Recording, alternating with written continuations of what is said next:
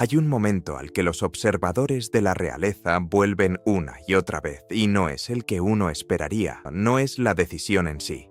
Aquella en la que supuestamente el príncipe William marcó un límite y puso fin al acceso fácil e incuestionable del que el nieto de Camila y su familia habían disfrutado en Windsor. No, el momento que mantiene a los comentaristas atentos es mucho más silencioso.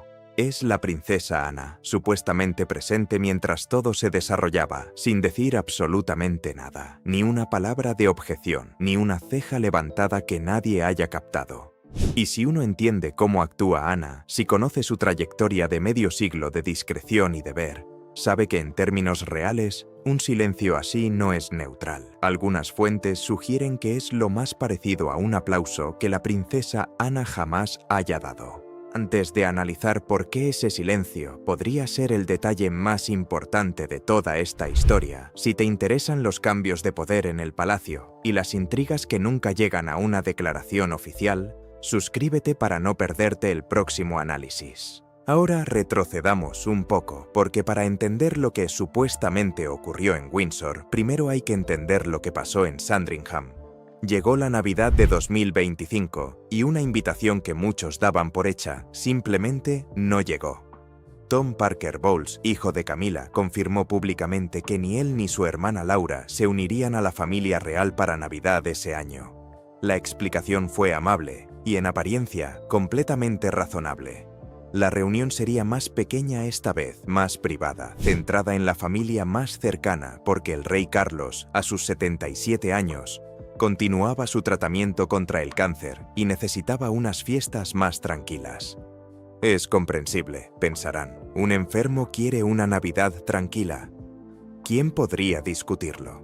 Pero la lista de invitados cuenta una historia diferente, y aquí es donde la explicación oficial empieza a flaquear. La princesa Beatriz y la princesa Eugenia estaban allí.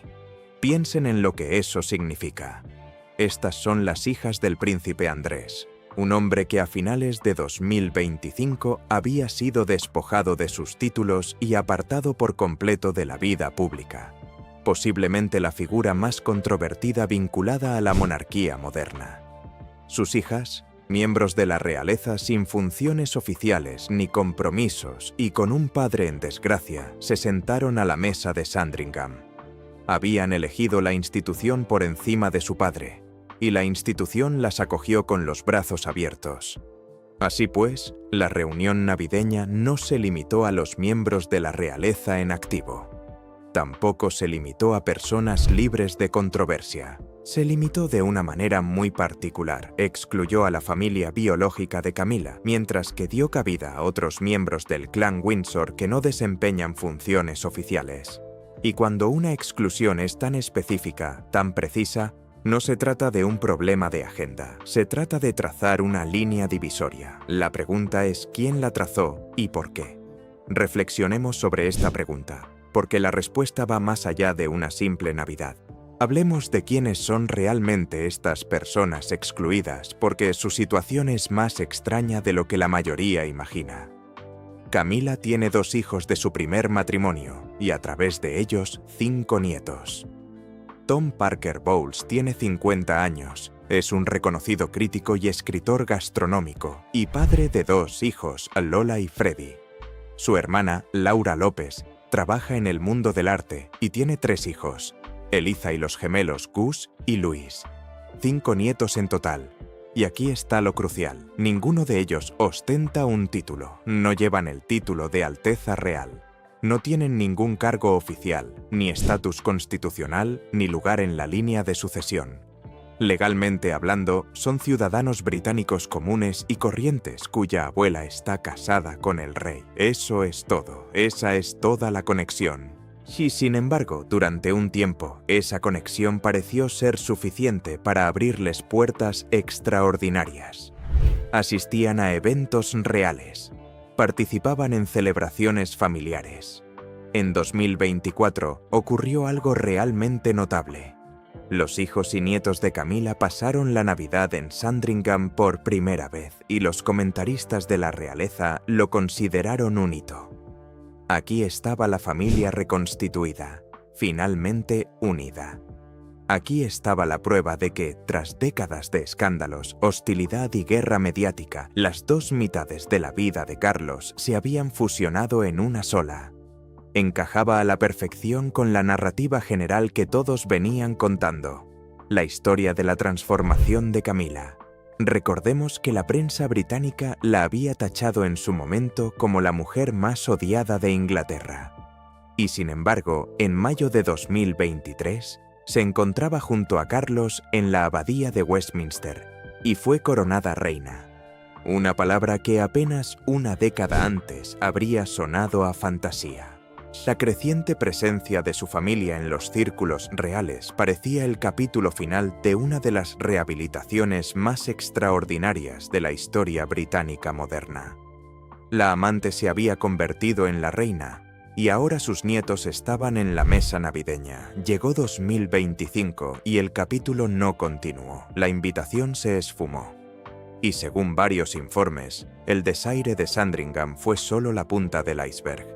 La historia que circula en los círculos reales, sin confirmación oficial del palacio, como suele ocurrir en estos casos, es que William decidió poner fin al libre acceso a Windsor para la familia de Camila, y que su nieto se vio prácticamente excluido de un lugar que consideraba casi familiar. Si esta información es cierta, no se trató de un castigo. Nadie acusó a nadie de mala conducta.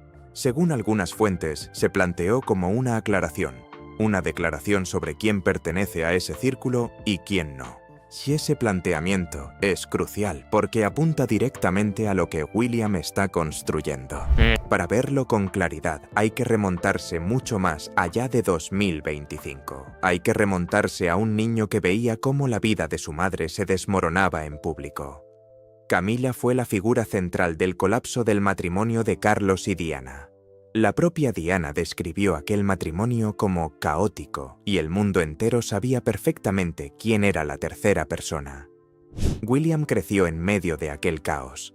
Vio el dolor de su madre expuesto en tabloides y entrevistas televisivas. Vio a su padre elegir a otra mujer mientras la familia se desintegraba a su alrededor. No son recuerdos que se desvanezcan con la llegada de un nuevo monarca. En los años posteriores a la boda de Carlos y Camila en 2005, personas cercanas a la familia describieron la actitud de William hacia su madrastra como correcta pero fría, educado en público, cauto en privado, nunca hostil, nunca afectuoso.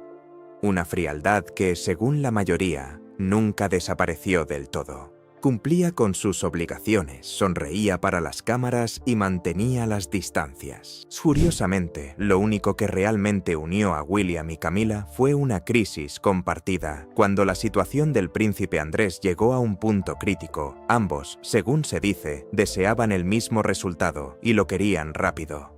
Según algunas fuentes, William se mostraba reticente y distante mientras Carlos vacilaba, frustrado porque la institución se demoraba en eliminar algo tan obviamente perjudicial.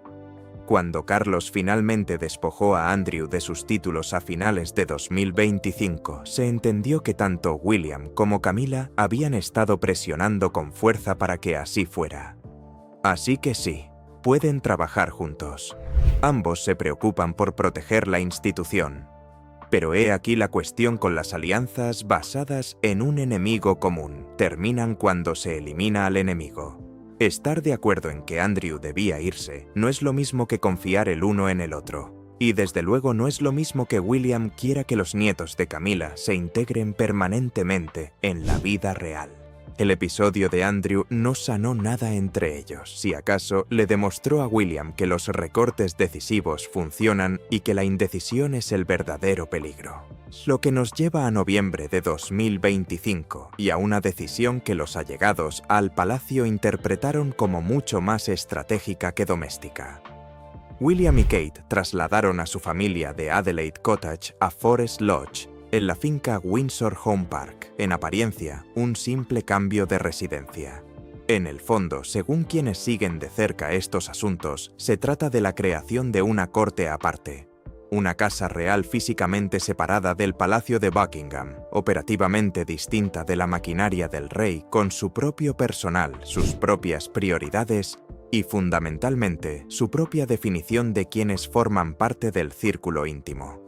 En la versión galesa de ese círculo, el núcleo es inequívoco: George, Charlotte y Louis. La familia de Kate, los Middleton, se integra de forma controlada y limitada. ¿Y los nietos de Camilla? Representan precisamente el tipo de ambigüedad que todo este arreglo pretende eliminar. No son Windsor, no son miembros activos de la realeza. No están en la línea de sucesión. Su vínculo con la corona se basa en una sola persona, su abuela, y en su matrimonio con un rey que no reinará eternamente. Este último punto merece una reflexión porque es el motor estructural que impulsa todo lo demás. Cuando termine el reinado de Carlos, el mundo de Camilla cambiará de la noche a la mañana. Se convertirá en la reina viuda. Su financiación familiar se renegocia, su acceso, su posición, su lugar en la maquinaria, todo queda bajo la autoridad del nuevo rey. Y el nuevo rey será Guillermo, el hombre de cuya humillación pública de su madre ella formó parte. Cada privilegio del que disfruta actualmente su familia existe a merced de un monarca que la ama. La próxima monarca trae consigo una historia muy diferente.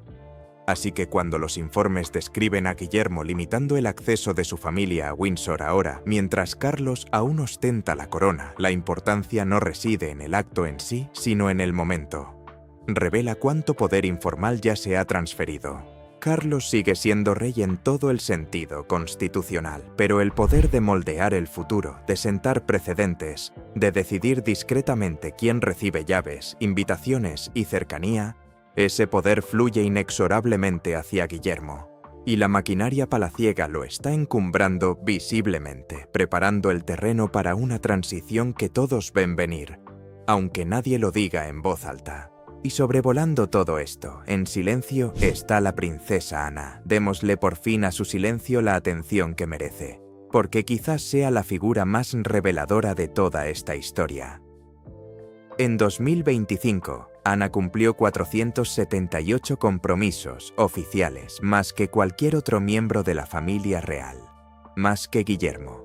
Tenía 74 años y trabajaba más que personas de la mitad de su edad, como lo ha hecho durante décadas. Ana se rige por un código personal que nunca ha flaqueado: el deber ante todo, discreción siempre, dignidad sin excepción. Conoce a Camila desde hace más tiempo que casi nadie en la familia, compartiendo el mismo mundo ecuestre años antes de que la relación entre Carlos y Camila se hiciera pública. Asistió a su boda en 2005. Según todos los testimonios, ha mantenido una relación de absoluto respeto con su cuñada. No hay rencillas ni rivalidades veladas. Y precisamente por eso su silencio tiene tanto peso. Porque Ana lo presenció todo, vio el impacto que la infidelidad de Carlos tuvo en la reputación de la monarquía, vio sufrir a Diana públicamente, vio las consecuencias que tuvo para Guillermo y Enrique cuando eran niños, y a pesar de todo, no dijo nada en público, prefiriendo mantenerse al margen y seguir trabajando mientras el caos reinaba a su alrededor. Ese es su modus operandi. No comenta. Actúa. Así que cuando surgieron informes de que Guillermo había intentado restringir el acceso de la familia de Camila a Windsor y que Ana lo sabía, estuvo presente y no puso ninguna objeción. Los analistas de la realeza se pusieron en alerta. Nada está confirmado oficialmente, ni lo estará jamás. Pero quienes estudian de cerca a la familia sugieren que Ana apoya sinceramente el enfoque de Guillermo para reformar la monarquía. Según se informa, ella reconoce en él sus propios valores.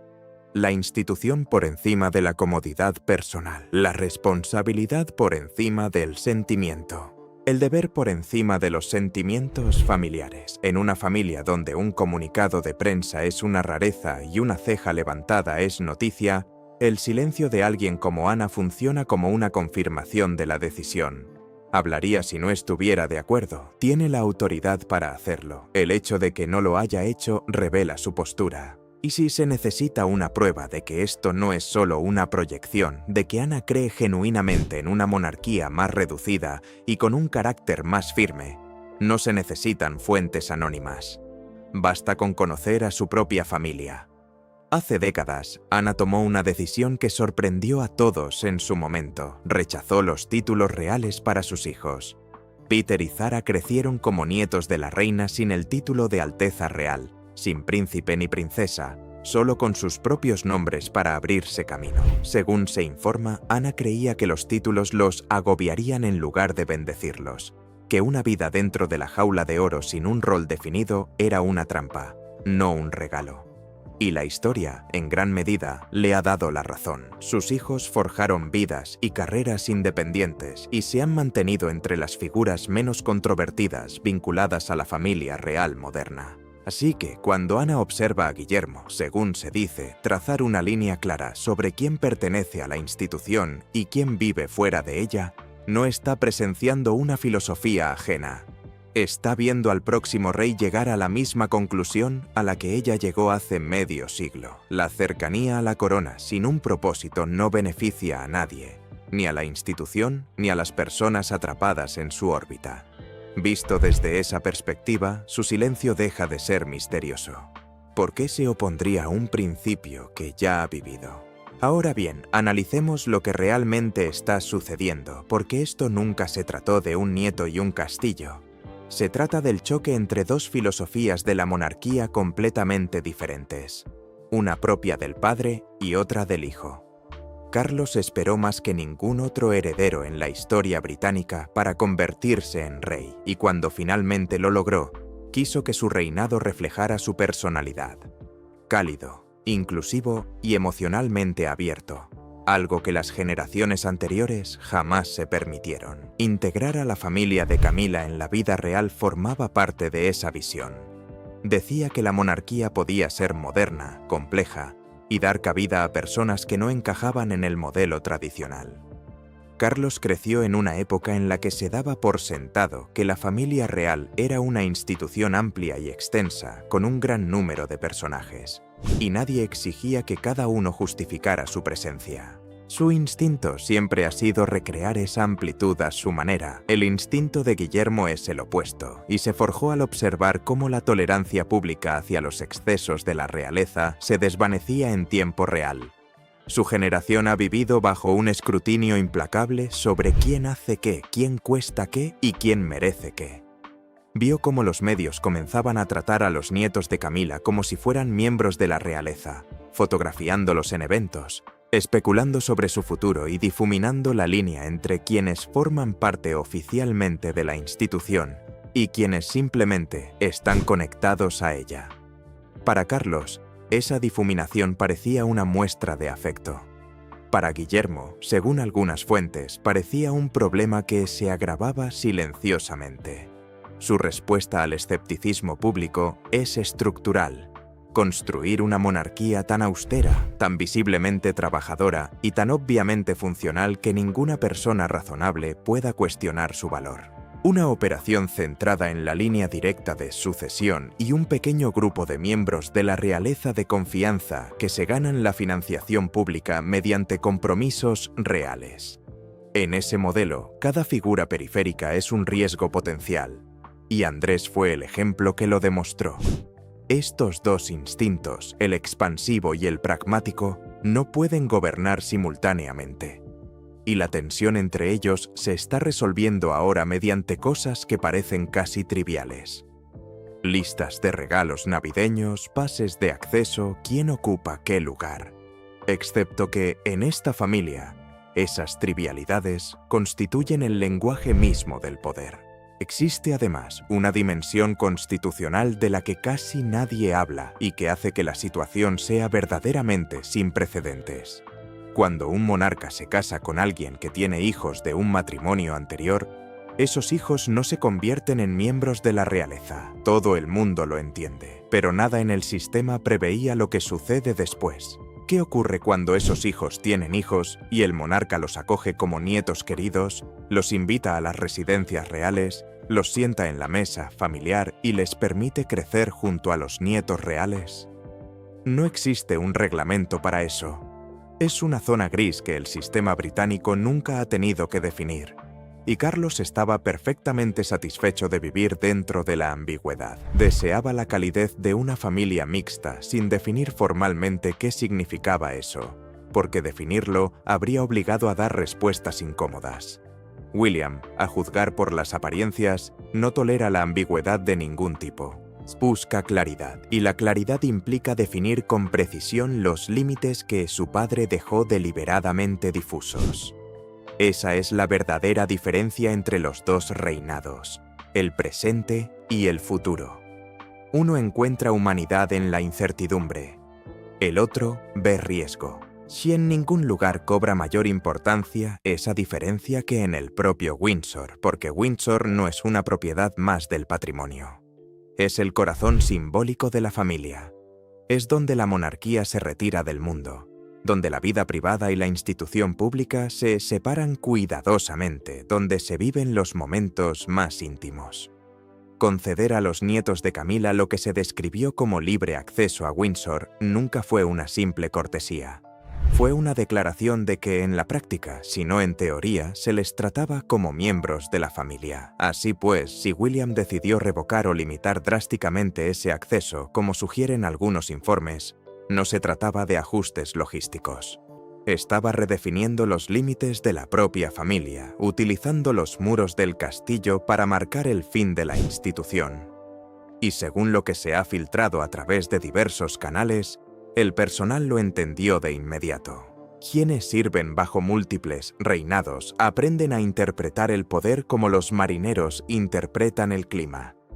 Cuando, según se informa, aparecieron nuevas directrices sobre quién podía acceder a qué áreas y quién ahora requería autorización, el personal veterano no vio una actualización administrativa, vieron un cambio de rumbo. Y el viento, sin lugar a dudas, soplaba desde el lado de la propiedad de William. Lo que hace que todo esto sea tan llamativo y, sinceramente, un poco incómodo es lo siguiente. Según todos los testimonios, los nietos de Camila no han hecho absolutamente nada malo. No hay incidentes, escándalos ni errores que señalar. Tom Parker Bowles ha sido escrupulosamente cuidadoso durante años en sus declaraciones públicas, nunca aprovechándose de la posición de su madre, nunca insinuando que él o sus hijos merecieran algo. Laura López ha sido igual de discreta. Los nietos mismos se han mantenido casi completamente alejados de la vida pública, apareciendo solo cuando la presencia de su abuela lo hacía natural, sin buscar publicidad, sin aprovecharse de la conexión. En todo caso, han sido un ejemplo de cómo manejar una situación incómoda con elegancia, y eso es precisamente lo que hace que la exclusión reportada sea tan significativa. No es un castigo, porque no hay nada que castigar. Es una decisión de principios, lo cual, paradójicamente, dificulta mucho más la lucha de Camila. Si sus nietos hubieran sido excluidos por algún incidente específico, podría argumentar justicia, proporcionalidad, perdón, pero no se puede litigar sobre una filosofía. Cuando el desacuerdo gira en torno a quién pertenece al círculo real, no hay motivo de queja que apelar. Es un choque de visiones, y los choques de visiones no se resuelven con una disculpa y un apretón de manos. ¿Y qué pasa con Camila? A sus 78 años se encuentra en un momento crucial de su vida. Luchó contra la fatiga tras una neumonía a finales de 2024. Lidia con problemas de movilidad constantes y, naturalmente, está reduciendo su carga de trabajo. Los informes sugieren que su papel cambiará significativamente en los próximos años, alejándose de las funciones que los miembros más jóvenes de la realeza pueden asumir, sin dejar de ejercer influencia entre bastidores. Pero fíjense en la trampa de este acuerdo. A medida que se retira, su poder de negociación disminuye. Las discretas renegociaciones que se están llevando a cabo ahora mismo, sobre quién accede a qué espacios, quién aparece en qué balcón, quién se sienta en qué mesa, son precisamente las negociaciones en las que su familia está perdiendo terreno, y su capacidad para proteger su posición disminuye con cada función que delega. Es pragmática, y siempre lo ha sido. Sobrevivió a décadas de hostilidad pública gracias a la paciencia, a no presionar demasiado y a esperar el momento oportuno. Pero esta situación desafía por completo su estrategia. No puede oponerse públicamente sin desatar el tipo de drama familiar que el palacio teme por encima de todo. No puede desautorizar a William en privado sin iniciar un conflicto que dañaría a la misma institución a la que tanto luchó por pertenecer. Sus opciones se reducen año tras año, y el hombre que tiene el futuro en sus manos parece haber decidido ya cómo piensa jugarlas. Y aquí hay un detalle que probablemente lo confirmó todo para William. Al público no le importó. Cuando Tom Parker Bowles anunció que su familia no estaría en Sandringham, no hubo protestas. Ni campañas periodísticas, ni peticiones, ni una oleada de simpatía pública exigiendo que se restituyeran los asientos de los nietos.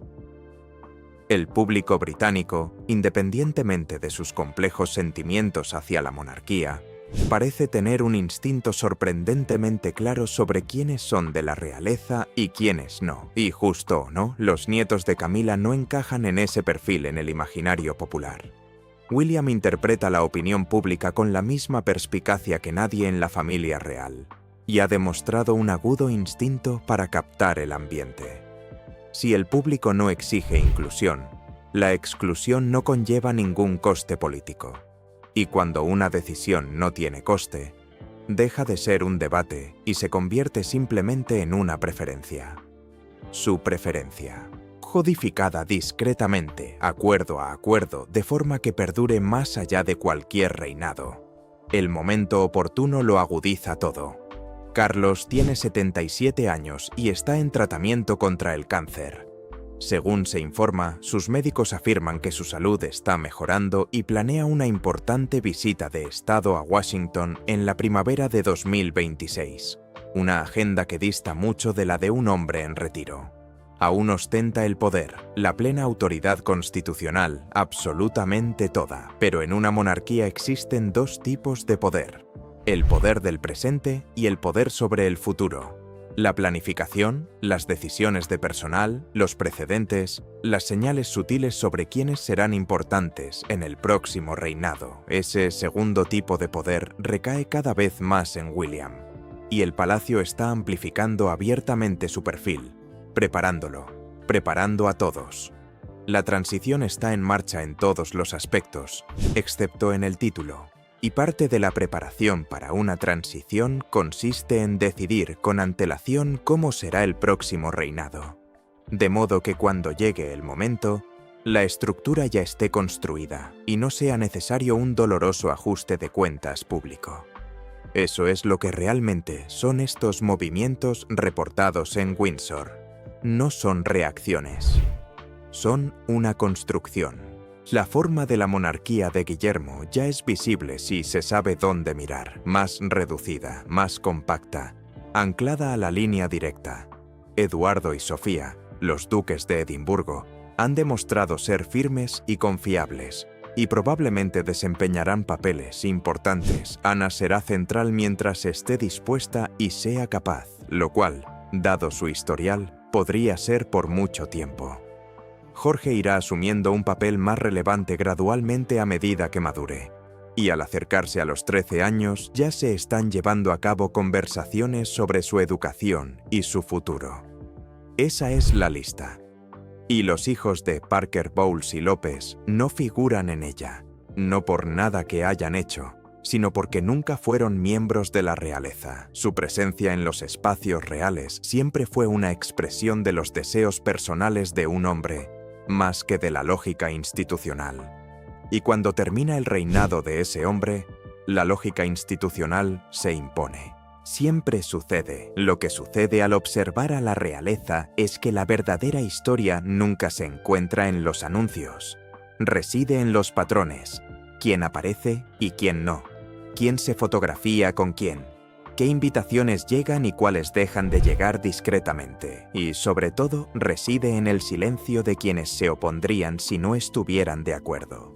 La princesa Ana, agobiada por casi 500 compromisos al año, observando cómo el futuro rey redefine los límites de la familia sin protestar ni una sola palabra, es el detalle que lo explica todo.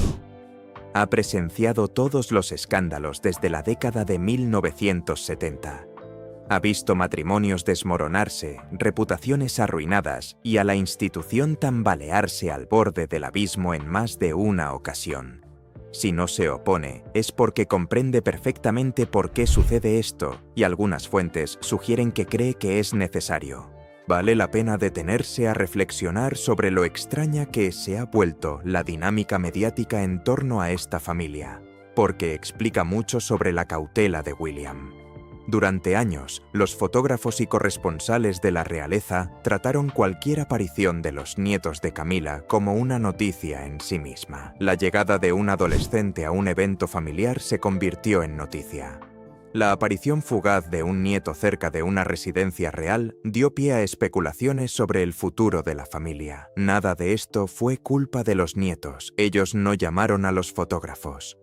Pero la atención tiene su propia gravedad, y en el mundo de la realeza, la atención genera suposiciones. Cuanto más veía el público a estos niños en entornos reales, más se preguntaba, con toda razón, cuál era realmente su estatus. ¿Estaban cerca de la realeza? ¿Eran semirreales? ¿Futuros miembros de la familia real?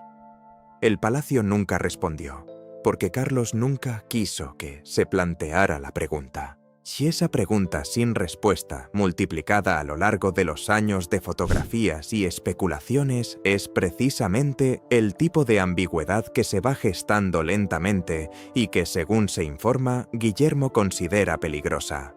No peligrosa hoy, peligrosa dentro de una década, cuando las suposiciones se hayan convertido en expectativas y deshacerlas requiera una confrontación pública en lugar de un ajuste discreto.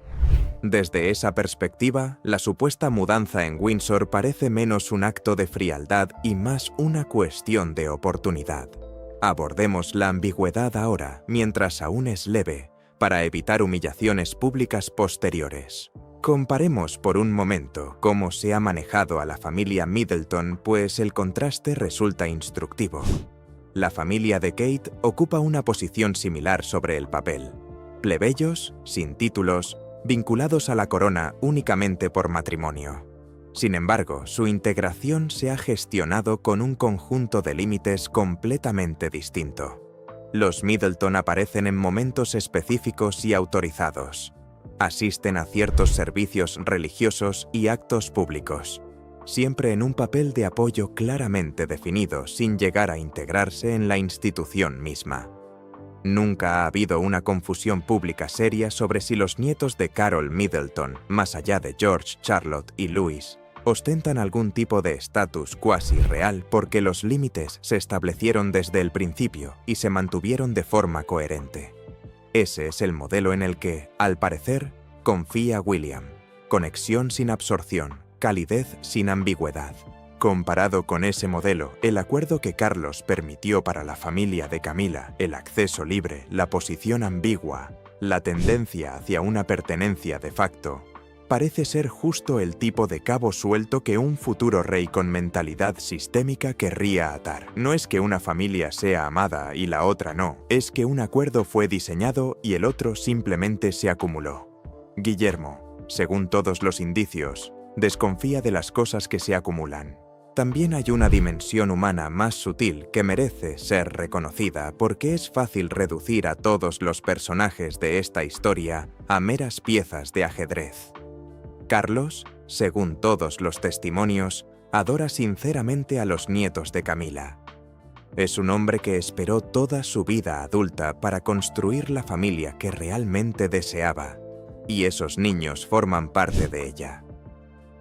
Independientemente de lo que dicte la lógica institucional, la realidad personal es que un rey de 77 años, sometido a tratamiento contra el cáncer, observa cómo la siguiente generación reduce silenciosamente el círculo que rodea a las personas que ama.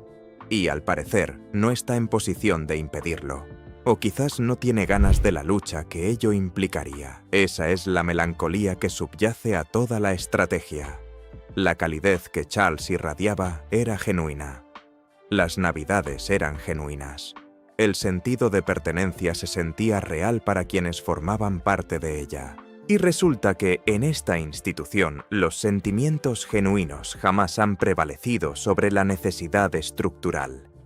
Diana lo aprendió. Harry lo aprendió. Margaret lo aprendió generaciones antes. Ahora, de una manera mucho más sutil, pero no menos definitiva, los nietos de Camilla también lo están aprendiendo. Nadie gritó. Nadie acusó. Simplemente, la temperatura bajó. Las invitaciones disminuyeron. Y las puertas que antes estaban abiertas comenzaron, según se cuenta, a requerir permiso. Y si se preguntan si algo de esto podría revertirse, si Camilla podría asegurar alguna protección duradera para su familia antes de que se complete la transición, la respuesta honesta es que las herramientas son prácticamente inexistentes. No hay ningún instrumento legal para ello. Teóricamente, se podrían crear títulos, pero ennoblecer a los descendientes de Camilla provocaría precisamente la reacción pública que el palacio se esfuerza por evitar.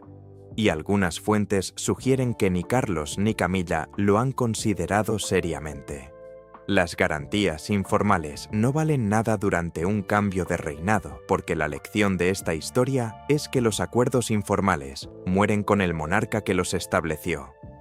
La única protección duradera sería la buena voluntad personal de Guillermo, y esa es la única moneda de cambio que Camilla nunca ha podido aprovechar. Décadas de comportamiento intachable, de rehabilitación paciente, de servicio genuino como reina, le han granjeado la aceptación pública y la devoción de su esposo. Lo que no se han ganado, según se dice, es la confianza de su hijastro. Por lo tanto, el futuro más probable es el que ya se está perfilando. Una respetada reina viuda, tratada con formal cortesía, cuya familia privada se retira por completo a la vida privada, conservando sus recuerdos de Sandringham y Windsor como souvenirs de una ventana que se ha cerrado. Así que cuando oigas que Guillermo expulsó al nieto de Camilla de Windsor y que Ana lo aprobó en silencio, comprende lo que realmente estás oyendo. No una disputa familiar, no un incómodo enfrentamiento. Estás oyendo el sonido de un nuevo orden real que se está formando metódicamente y sin alardes, mientras Carlos aún ostenta la corona. La familia de Camilla, sin culpa alguna, se encuentra del lado equivocado de una línea que tarde o temprano iba a trazarse. Fueron beneficiarios de una rara oportunidad histórica, una que se abrió cuando Carlos finalmente se casó con la mujer a la que había amado durante décadas, y que ahora se cierra porque el futuro rey ha decidido que su reinado se basará en la claridad en lugar del sentimentalismo. La oportunidad fue real, nunca fue permanente. Cada rostro en el balcón, cada nombre en la lista de Navidad, cada niño que crece en la órbita de Windsor está siendo reevaluado a través de una sola perspectiva, la de William. Y su veredicto es consistente, sencillo, legítimo, claro. Y el silencio del resto de la familia sugiere que todos comprenden con precisión lo que está sucediendo. La pregunta ya no es si la transición ha comenzado, sino cuánto del nuevo reinado estará ya establecido, muro a muro, antes incluso de que la corona cambie de manos.